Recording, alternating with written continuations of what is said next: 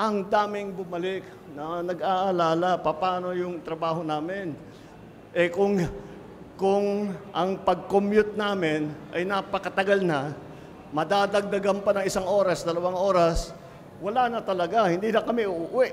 Ang ganitong mga agam-agam daw ang nagtulak kay Pangulong Marcos na ipagpaliban ng 1 buwan ang planong EDSA rebuild. Ayon sa DOTR, in-scrap o ibinabasura na ang naunang plano ng DPWH na aabutin ng 2 taon, panahong masyado raw matagal ayon sa Pangulo.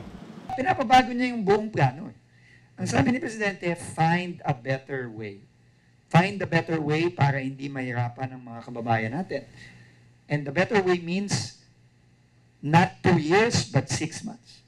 Nang i-anunsyo ang EDSA rebuild, marami ang nagreklamo na maapektuhan nito ang kanilang araw-araw na pamumuhay, lalo pat halos kasabay nito ang pagbubukas ng klase.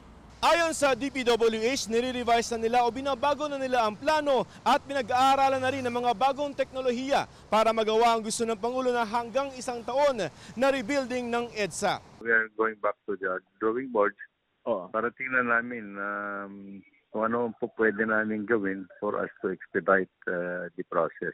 Pwede sabi nga niya, tingnan ninyo yung mga international practices, mga materials na ginagamit, yung mga state-of-the-art process at kung ano pwedeng gamitin to fast-track the implementation.